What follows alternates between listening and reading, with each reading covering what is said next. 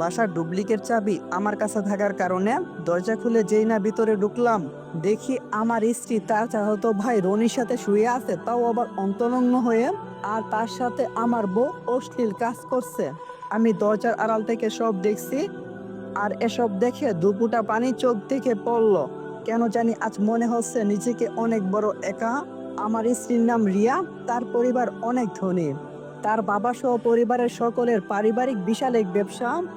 আর তার বড় চাচার ছেলে রনি, যার সাথে ওকে আমি কাপড়বিহীন অবস্থায় দেখলাম, তার বাবা আর রিয়ার বাবা পার্টনারে কাজ করে এই ব্যবসার মালিক। রিয়ার আর আমার 2 বছরের ভালোবাসা। ওরে ভালোবেসে বিয়ে করি আমরা।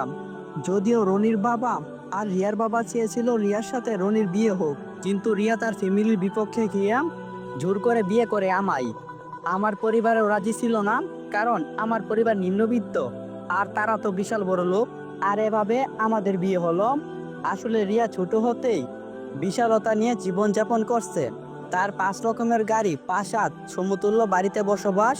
কিন্তু তার বাবা বিয়ের সময় আমাদেরকে 5 কোটি টাকার একটা বাড়ি লিখে দিতে চাইলে আমি নেইনি, কারণ কেউ আমার উপর দয়া করুক আমি তা চাই না। বিয়ের 5 মাস পরে আমি বুঝতে পারি রিয়াও আমার উপর বিরক্ত। আর বিরক্ত হবে বা না কেন, তার তো বিশালই জীবন যাপন, আর আমার মার তো 40,000 টাকার মতো বেতন। যদিও সেসব জেনে আমাকে বিয়ে করছিল, কিন্তু কেউ একজন ঠিকই বলেছিল ভালোবাসা রং বদলাই। আরে হ্যাঁ, আপনাদেরকে তো আমার পরিচয়টাই দেওয়া হয় নাই। আমার নাম হলো রাফি। রিয়া দেখতে যেমন পরীর মতো সুন্দরী, ঠিক তেমনি তার মেধা বিশ্ববিদ্যালয়ে। আবার তার বাবার বিশাল সম্পত্তি তো আছেই। তাকে একবার দেখলে যে কোনো ছেলে প্রেমে পড়ে যাবে।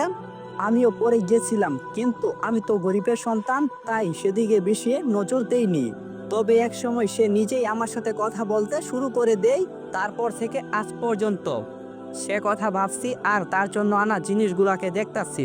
কারণ রিয়া বলেছিল তার নাকি নীল শাড়ি আর কাচের চুড়ি অনেক ভালো লাগে, তাই তার জন্য নীল শাড়ি, কাচের চুড়ি সহকারে আর একটা আইসক্রিম। ভাবছিলাম আজকে বাসায় গিয়ে তাকে সারপ্রাইজ দেব, কিন্তু নিজেই যে সারপ্রাইজ হয়ে যাব তা কখনো কল্পনা করিনি।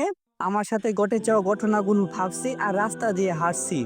আমার তো ভালোবাসার কোনো কমতি ছিল না, তবু কেন এমনটা আমার সাথে হলো। পরে একটা চায়ের দোকানে গেলাম আর গিয়ে বসলাম। তারপর যা দেখি তা দেখে আমি অনেকটাই শকড হই। আসসালামু আলাইকুম এভরিওয়ান। তো পার্ট 1 এখানে সমাপ্ত করলাম।